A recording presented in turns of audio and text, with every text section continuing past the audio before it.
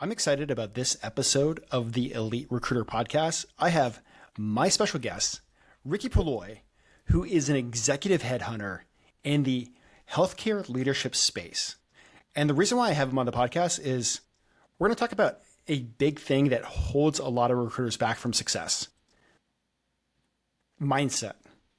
Getting your mindset properly put together, built, so that way you can win in the recruiting space. So, Ricky, welcome to the podcast. Thank you so much, Benjamin. How are you doing today? Doing good. We're recording on a Friday, so definitely excited. That's great, man. I'm very excited to be here. Thank you for having me. Well, as we get started in this podcast, the first thing we talk about is how did you even get started in the recruiting space? For sure, yeah. So my story starts back in 2012, after the mortgage crisis in 2008, 2007, and into 2009. I ended up getting a position with University of Phoenix as a basically what was called an employee education services advisor, and I helped with the students to actually get into school. So the students that worked at the university. And during that time, I was in that role for about 3.5 years and wanted to do something different, move into like a leadership role, something like that. And it ended up going into a few different areas, and I found faculty recruiting. And so I got into faculty recruiting and did that for about just under a year before a few things happened there, and ended up moving into the other side of it, going into like a recruitment manager position for another school company that did third party things, and eventually was in that whole side of things for about 6 years. So then I went and ended up going to the other side back in 2018, I moved over to the other side and started doing the agency and search firm side, and have been doing it since. That's phenomenal. And so you didn't start off in recruiting straight out of college. You moved into that like later on in life. Yeah, I mean, I just turned 44. So when I graduated a few years, didn't quite make it in the 4 years that most people do, due to a few things that happened in my personal life. But after I graduated, I ended up, it was a tough decision, but I ended up going into the mortgage business at that point in 2004. And I was an account executive for a mortgage lender. So I went to different brokers that didn't necessarily have their own bank. And so we would sell our services for some of their clients. And so did that for about 4 years, was the top producer for the client. And of course, kept making more sales until, every year I made more sales, but I made less money. So it didn't really make sense to me. And then next thing you know, it was the other side of it. Of course, everything happened, and unfortunately was no longer in that industry. So a lot of us took a step back and tried to figure out what was next. And that's kind of how I fell into, or I guess got the job with University of Phoenix. That's phenomenal. And for the listeners, what are you doing now and what is your business about?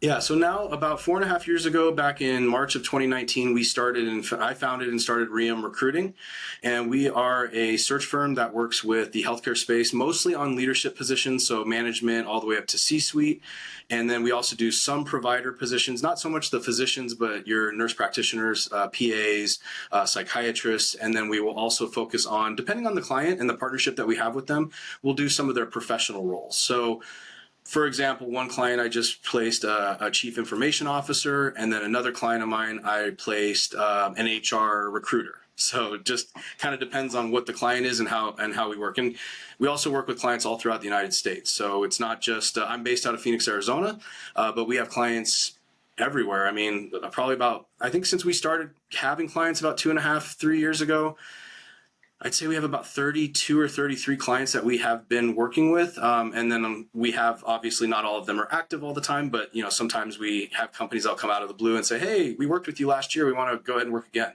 So that sometimes happens as well. Oh, that's phenomenal. So I want to really just jump into mindset. What is your thoughts, first of all, that separates an average recruiter from a great recruiter? Yeah. So Benjamin, my big three things that I talk about are transparency, credibility, and then follow through or follow up. Those are kind of like my three mantras. So in this process, and the way that we do things is we want to make sure that we take care of people all the way through the process. So when we're having conversations with potential clients, things like that, the big thing is the mindset of like, hey, I'm here to help you guys. And if they don't want to reciprocate that, there are other clients out there that do want that type of relationship. And so I think what happens sometimes when people are starting off in this industry, you're just trying to find whatever you can to place or whatever you want to do.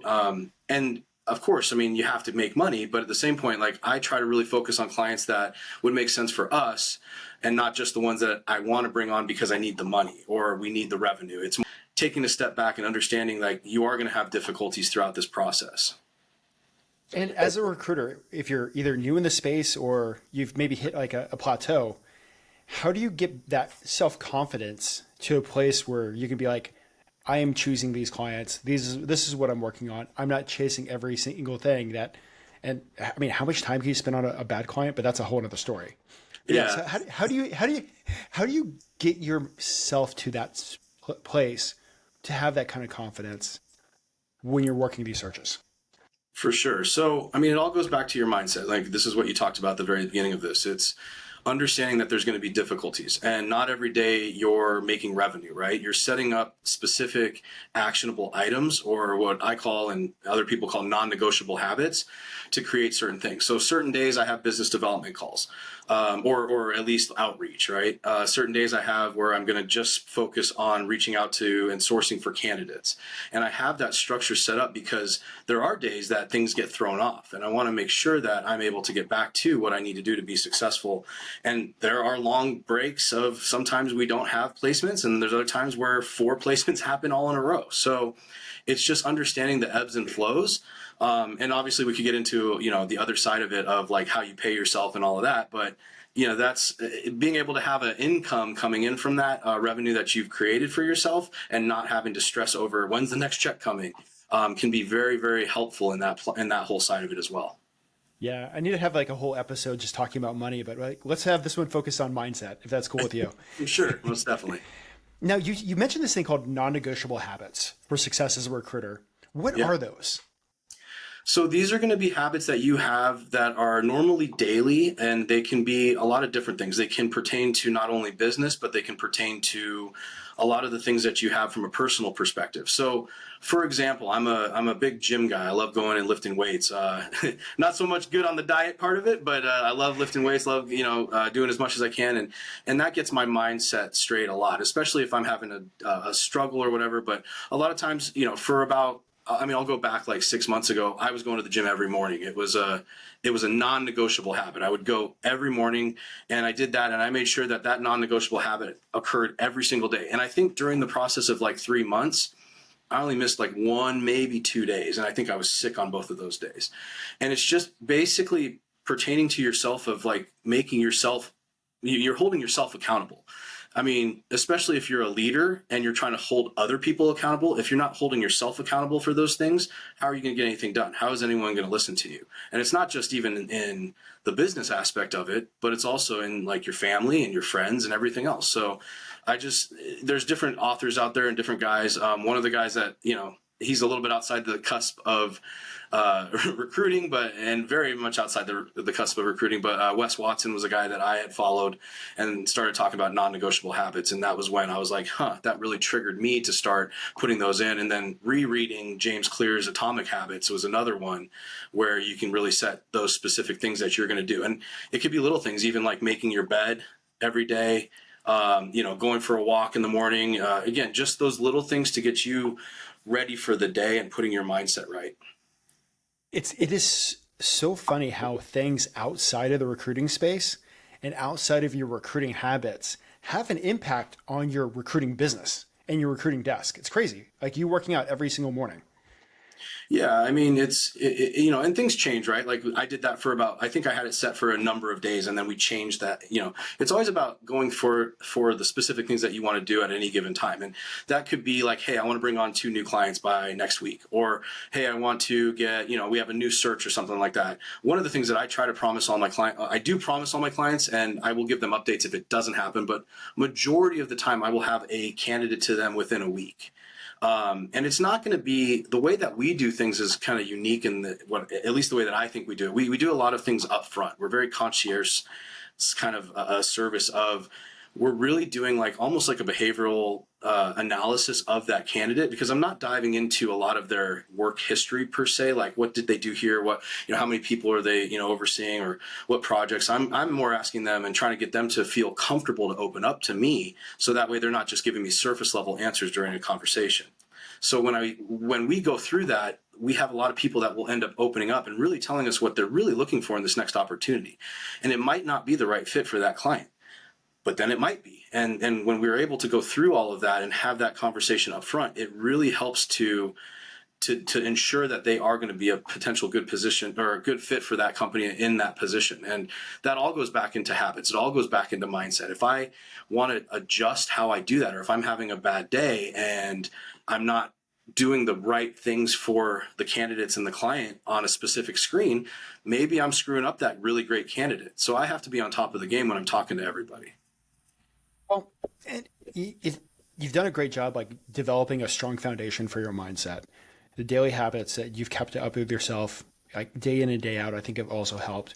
It's helped win in the recruiting space. Did you have that mindset all along, or is this something that you like ran into a wall or struggled with and had to develop? Yeah, so I think we all have these things that we structure that we would consider habits, and we may not even realize they're habits, right? They're things that, we just do maybe unconsciously. And whether those are good or bad, they can be good, they can be bad, they can be things that are detrimental to yourself or others. But they can also be really good for you and yourself and then others as well. And it just depends on what those are. So we all have those growing up. I think, one of the things that happened to me a few years ago was getting diagnosed with ADHD. Always knew something was off a little bit when I was growing up, but it was one of those things where it's like, okay, what is this all about? And then when I got diagnosed, a light kind of went off. I'm like, oh, and you start going through, the different thoughts, right? Like, I'm upset. I'm happy that I know now. And again, I don't want to define myself into that. But when you start having those conversations to yourself and you're like, that's why when I was in college, I needed to be in this little square, office area and had nothing else around because I couldn't concentrate, or that's why I do certain things. And you never realize that. So I created a lot of habits when I was younger to figure out how to work through those things. And being able to, I'm an introvert, but I come off when I talk to people as an extrovert. It's a unique situation, and it's very much an ADHD thing. And so I have to, like, my objective is to ensure that I allow people to come into this in my life, in my head, and understand what I'm talking about and what I'm thinking, because those habits that have been created throughout the course of time have gotten me to where I'm at. But then at the same point, now that I understand this, I've had to create new habits. I've had to go through that process and understand, like, this isn't good for me. This is maybe what I need to do here. Why am I doing this? Okay, let me figure that out. And it's a daily struggle. It's never easy. And that's just how I've kind of adjusted throughout the years.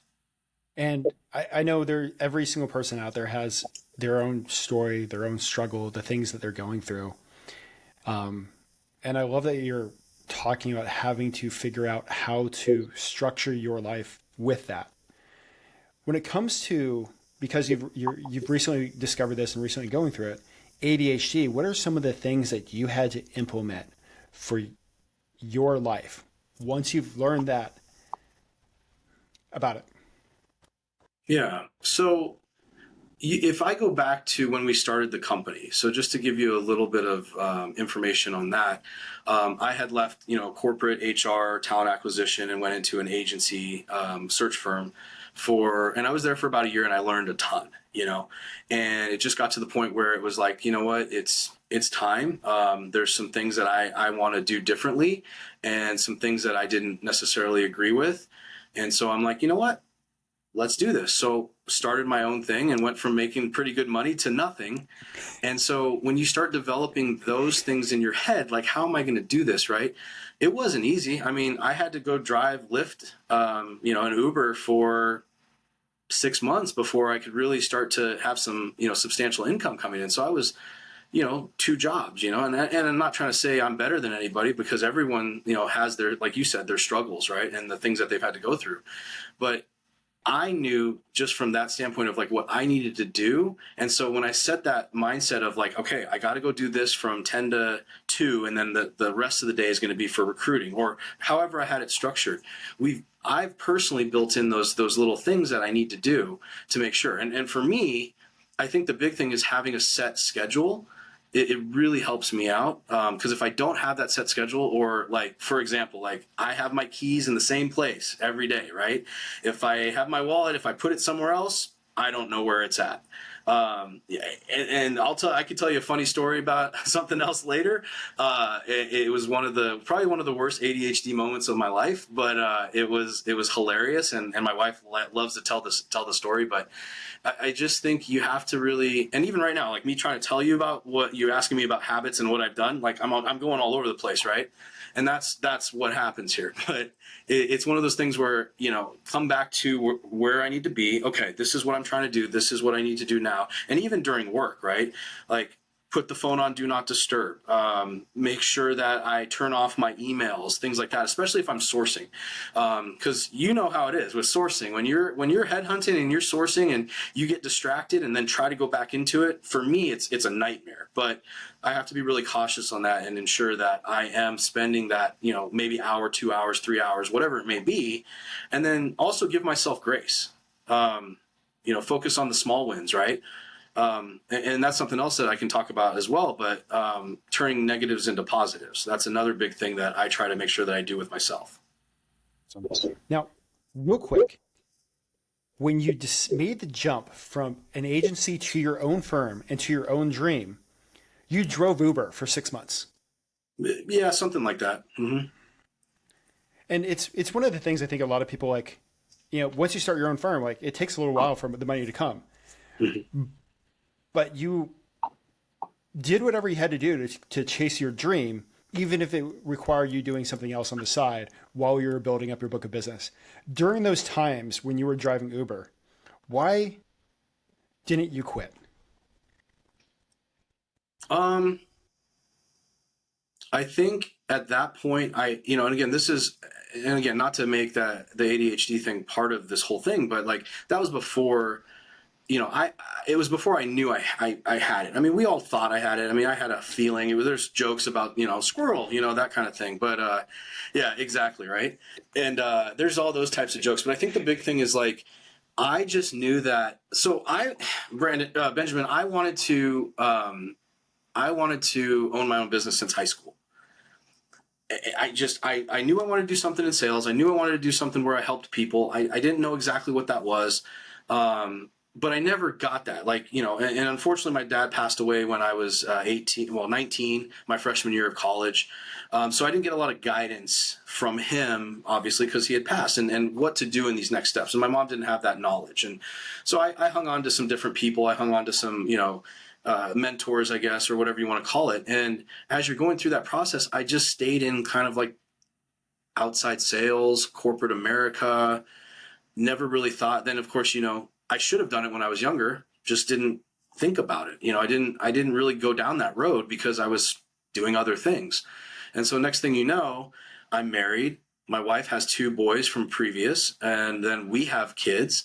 And so, we have 2 kids as well. So we have 4 overall. But then you're sitting there like, am I ever going to start this thing? Like, and we sat down and we prayed on it and we figured out like what's next. And hey, let's make this happen, right? And so that's where, when you're sitting there driving and dealing with, I think the big thing that I was dealing with is how can I make this thing, this Lyft driving, Uber driving, how can I make that a positive? You know what I mean? I didn't look at it as work. I looked at it as like, I get to participate in getting to get better communication skills and getting to know people. And that's what I do as a recruiter, right? That's what we do as recruiters. If you're doing it right anyway, I believe that's the connection with people. And so I was able to, kind of train, if you want to look at it from that perspective. And that's, again, going from, multiple hours and weekends and nights and all sorts of stuff to let's get this going. And that's, I don't know, that was my mindset back then, is like, I'm not going to let this fail. And even after COVID hit, and I can tell you that story too, but it's just, let's keep going and we'll figure out what we need to do. one thing I have seen with people that are, handling multiple things or making that jump while still like, driving Uber or something like that, the hours that you spent recruiting, you probably like made those the most effective hours, period, right? I mean, you try to, but sometimes it doesn't pan out. Sometimes it does. Again, sometimes you get distracted, and you have to do things maybe like a Saturday morning, right? Like come in and, I have my own little office now, and I'm a solopreneur. I have a couple, recruiters that work underneath me occasionally. But you have to put the time in. Like it depends. So yeah, if you can't figure that out, then do something else during that time to be productive, or figure out how do you get your head back into that space, or hey, I'm not right for this right now. I'm not going to do a good job. Let me take a step away for a little bit, and then I can come back. And that's harder when you're doing multiple jobs like that, or whatever else, and it's difficult. But I personally feel from a mindset perspective, you have to be able to adjust, and especially if you get, I think burnout's kind of BS. I don't. I mean, I can spend 4 hours in a row on sourcing, and you get done and you're like, oh my gosh, my eyes. But it's hard to really, I think it's really difficult to get burnt out unless you're putting yourself into situations that shouldn't happen, or Gotcha. allowing yourself to be in situations that shouldn't happen. Well, and one last question on this. For the person that's out there that has a family, afraid to make the jump, what advice would you give to them to prepare to make that jump themselves? So that's a hard question to answer without really understanding the person that you're sitting across from. I do have a coaching client that I'm working with right now that wanted to do that. And just to give you an idea of his expertise, he was mostly a corporate recruiter. So he didn't really have the agency side of things. So we dove into those things. But the big thing that we ended up understanding from his perspective of like, how does he build this business that he wants to create? Go get the experience, right? Like if you're interested in this, then go get the experience. Go work for a search firm, go work for a large company, go work for a small company. Learn that industry. I mean, I worked for a pretty small company and learned a ton from them because they'd worked in huge companies and they understood a lot of different things that I didn't necessarily know. So I got to sit back and learn from great mentors in my eyes, and like I said, it's just, depending on what that person is ultimately looking to do, then the answer depends. If, for example, they have a ton of experience, right, working agency, then you got to figure it out, right? What do you want to do? Do you want to take a loan out? Do you want to work a second job, or do you want to stay at your current job? Will your current job allow you to do something on the side? That kind of thing. Well, if they find out, well, you're not going to tell them. If they find out, are they going to let you go? Like, these are all things that you have to think about. And so I always suggest putting down some sort of business plan, and then understand like what type of business that you want to do. Like, what is that? And there's, again, in the recruiting world, there's different types of businesses, right? We all know there's search firms, there's agencies, there's staffing, there's all these different things. And so, I ended up niching into healthcare leadership roles. It just tends to be where I feel the most comfortable. And maybe when the company grows, or if someone else wants to get into that type of world, then, I can help them out with that. But it's just, it all depends on what they want to do. But it's the biggest thing is learning, creating habits, learning, and then figuring out like what you want to do. And then once you have that set up, then go after it. And that's it. And we're going to like dive in this for just a few more seconds, and then we're going to jump to something else. When you were at that search firm, were you planning on having your own company one day, and you were just picking up knowledge and learning the ropes while you were there, or did it just kind of like happen that you made the jump? Not initially. I always thought that I might want to do that, and I did want to get into that world. But when I did take that opportunity, it was to learn that side of the business, and then go from there. I didn't know at that point that I was going to jump in, but as I learned more and more, I realized like, and just again, some of the comments that you get, and when you have people that, I mean, if you were to look at my LinkedIn profile, you can see I have like over 40 recommendations from people that I've directly worked with.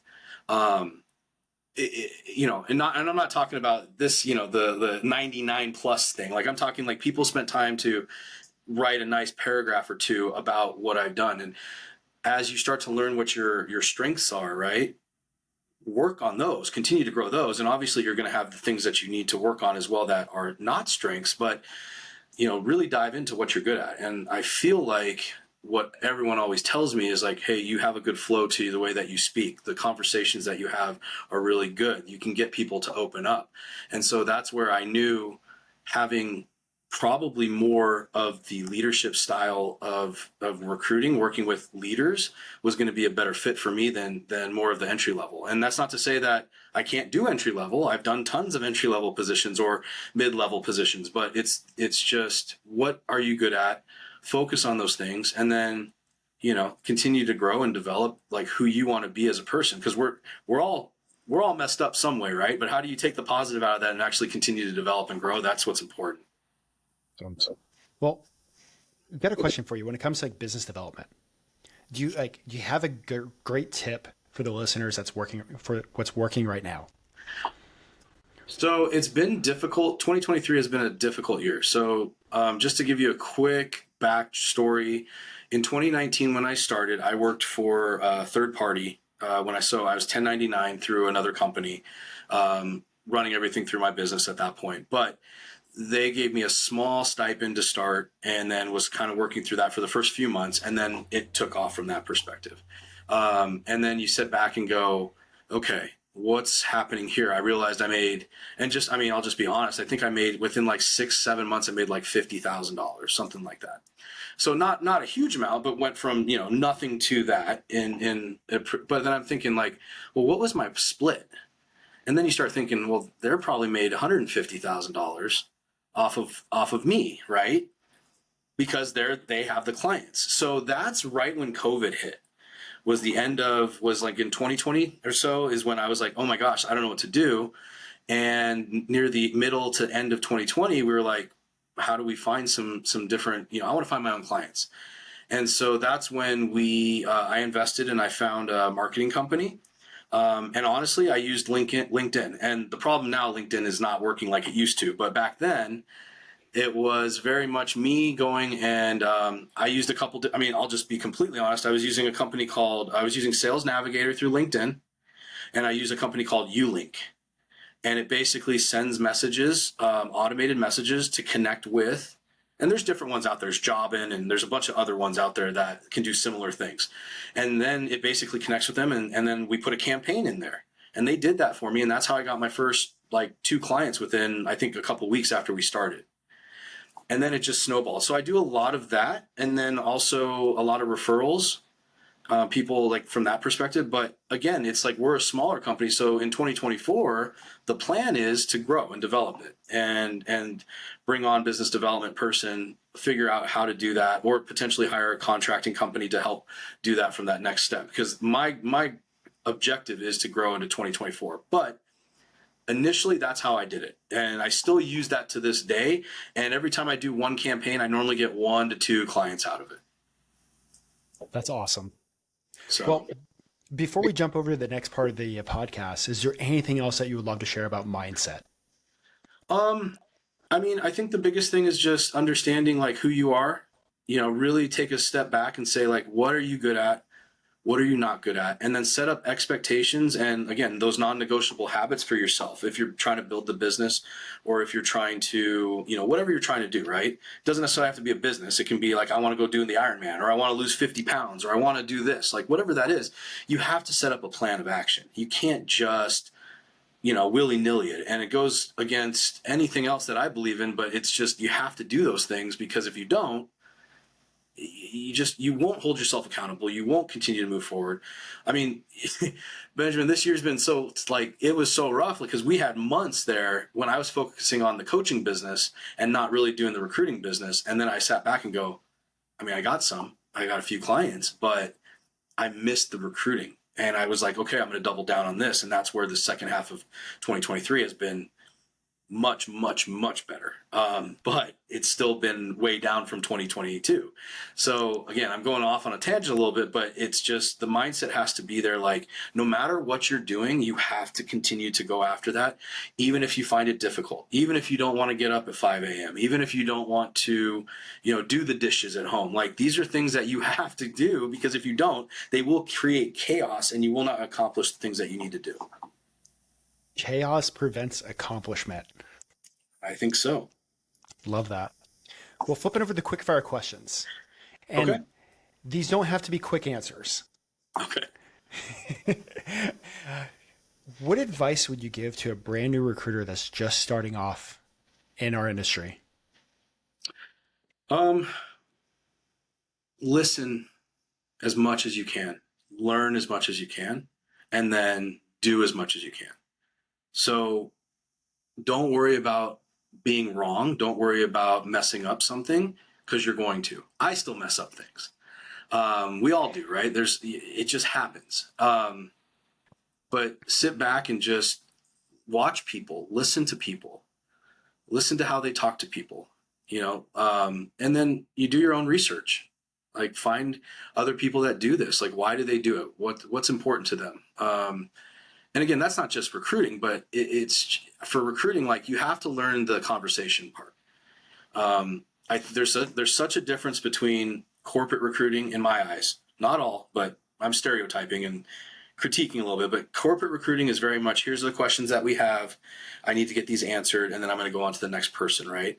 Where a search firm or agency is much more, tell me about yourself. Like why are you interested? Hey, I saw you went to school here. What made you go get your law degree? And now you're in healthcare. What happened there? Like to help them to feel comfortable. So just being able to ask a lot of questions and sit back and listen at the same time. Now, it's the same question, but for experienced recruiters, people that have been around the block for years, 5, 10, 20, 25 years. What advice would you give to them to see success and stay successful? I mean, again, it depends on the person, right? So I think from an overall encompassing, you just have to love this. If you don't love it and you allow yourself to become stagnant, I mean, I can become stagnant in a day, so you have to reimagine what you deem as the next thing, right? Like maybe that's setting up a specific goal. Like I want to be able to talk to 10 people this week. I'm just making up numbers, or 10 submissions, right? You have to have goals, because eventually these are going to get to the point of you're doing the same thing over and over every day. What can you do different? And so it depends on do they want to start their own business? Do they want to grow some more? What do they want to do? I guess it all depends on that. So I can't really answer it without talking to someone specifically, but I think that would be the biggest thing, is just setting goals for yourself. Awesome. Has there been a book that's had a huge impact on your own personal success? I mean, and again, not to go back to the Wes Watson thing, but I read the Wes Watson book, which is basically him. It's called Incarcerated. So he came out of and it's very brash. It's a brash book. It's very much like your habits are going to be what makes you successful. And if you don't have these habits, you're the only one that's holding you back. And then, again, I think I mentioned earlier as well, Atomic Habits was another good one. Mindset by Carol Dweck. That's a really, really good book if you haven't read that. I read that probably 5.5 years ago. I need to read it again. And then there's some other ones that I have on my desk that I haven't started yet. 4-Hour Work Week's another one by Tim Ferriss. Things like that. And I think one of the issues I run into is actually putting the time into the reading, right? We get distracted easily, or I do, and phone pops up, or Instagram or Facebook or whatever, right? So, setting time aside for that. But I think those are some of the ones that I would recommend right now. Phenomenal. I'm with you. It's like, I don't laugh. Sometimes I do my best reading at a bar. Go sitting at a wine bar. I don't know if I could do that, but when I read, I do it in two places. One is I'll have headphones on like you do, and I'll either put white noise in. Normally it's white noise or brown noise, but normally white noise. And I can do it on the treadmill if I'm walking on a treadmill, if I'm trying to actually get cardio in. And or I'll do it like at home. But it's hard at home for me because of the distractions of the family and dogs and all that kind of stuff. So sometimes when I come to work, and that's a new habit, not a new habit, that's another habit that I need to re-implement, is I was giving myself 30 minutes of reading time every morning, but when I got into my office, and that kind of, something pops up on your email, and the next thing you know, you're an hour into work and you're like, oh gosh, so again, that's an excuse. I'm making an excuse, but that's where, again, going back to doing those things and getting that done is what I need to do. What's your thoughts on AI and the future of recruiting? I mean, no one knows yet. Like, that's the thing. Like, no one knows what it's going to end up being like. I do know having real conversations with people, even if AI can have a conversation eventually and have that mentality, like, to be able to do that, it's not the same. And the intricate details of being able to explain, like, hey, this is what this guy's personality came across like when I'm having this conversation, or they're getting back to me quickly, right? If AI gets to the point of like moving people through processes and things like that, like you're seeing that with Zapier and all these different tools that are out there to be able to move people through processes. And so it's going to be really interesting. I know there's some recruiters out there that are scared, that they're like, we're going to lose jobs. I don't know, maybe, but it could open up other jobs as well. So it'll be interesting to see. I do use Chat GPT occasionally on certain things, certain things that I work on. And yeah, it just depends. But then other times it's like I do my own stuff too. So I don't know. I'm just here for the ride, I think. It'll be a fun ride. I'll just say that. Yeah. Yeah. So looking back at your own personal success, what do you think has been a big driver for that for yourself? I mean, I guess it depends on what you consider success, right? For me, looking back at going from basically, no revenue the first year. I mean, like I said, I made that 50 grand in the 6 months, but that was towards the end of that year, right? And then going up to almost 100, then 300 plus, and then just whatever. When you start looking back at it, like, I was able to help that many people, and from a success perspective, and also from a revenue perspective, that was like more money than I had ever made in my life. And so when you start looking at some of those things and figuring out, like, what did I do well? What can I work on? What can I continue to develop? Those are things that are going to be important for me. And so I think the biggest thing is looking at your own success and who you are, and not looking at other people and what they have or they don't have. Keep it to yourself. Are you doing what you need to do to be successful? If you are or you're not. If you spent too much time on Instagram. If you didn't do the sourcing that you needed to do. Call yourself out on it, right? Or have a partner to call you out on it, that kind of thing. If you're not sufficient enough to be able to do that yourself. Some people can't. So have someone that can say, hey, did you get this done today? Shit, no, I didn't get it done. What do I need to do? And it's just making sure that you're holding yourself accountable to be able to continue to develop. Again, it goes back to the mindset thing and having these habits of ensuring that you're driving forward. And I think there's too many people that take well, that wasn't my fault. Oh, well, this happened, so I wasn't able to do this. Well, no, that's your fault. You allowed that to happen. And if you didn't allow it to happen, how do you change that into a positive? What can you do differently? What does that look like? And so again, that's some of the things that I think I personally deal with. So I'm going to ask this a question kind of like about your recruiting career. So put the recruiting hat on. Okay. With everything that you know now, everything that you've gone through, the ups, downs, learning about business development, learning about your firm, if you could sit down with yourself at the very beginning of your recruitment career, have a cup of coffee with yourself, what would you tell yourself? That's a great question. It doesn't come overnight. Celebrate the small wins. I would say get a coach. For me personally, get a coach to help me develop how to create the next part of the business. Now, I think if I would have done that, I'm about to do that now. We're looking at getting a coach to help with that next step. I know you had a coach on your podcast a couple times, and one of them that I think you worked with specifically, that I can't remember her name. Trisha? I think so, out of Illinois, I think, if I remember Yep. right. I was watching that podcast. That was really good. But just, helping to, how do I take the next step? How do I pay for employees? I don't know how to do those things, right? I can ask and I can get some tips, right? But ultimately having someone to, again, coach, you learn from, because people have done these things that you haven't, or I haven't. And I think being able to really understand that, and maybe that's just because I grew up without the dad in my early part of my career. I didn't really seek that out. I didn't seek that. I was like, I can do this myself. I can do it, but there's a point where you have to have, even if you're a solopreneur, you still have to have a team behind you some way, somehow, whatever that is, a great CPA, a great business coach, whatever I feel like you have to have, and then just learning, right? Actually read more, do things like that I probably didn't do as much as I should have when I first started. That's great advice, Ricky. Well, Ricky, before I let you go, this has been a phenomenal interview. Thank you. One of the reasons is because it's so relatable. But before I let you go, is there anything else that you would love to share with the listeners? I think one of the things that I didn't really get into too much was we were talking about the mindset side of things, but when something negative happens, right?